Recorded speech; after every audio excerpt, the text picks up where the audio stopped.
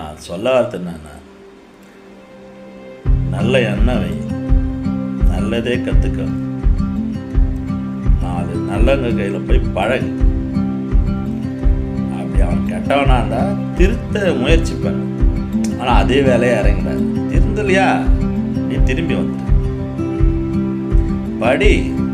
படிப்பு முக்கியம், படிப்பும் முக்கியம், ப்ராக்டிக்கலாக அனுபவமும் முக்கியம். படிச்சுட்டு வீட்டிலே உட்காந்துனா வேலை வராது.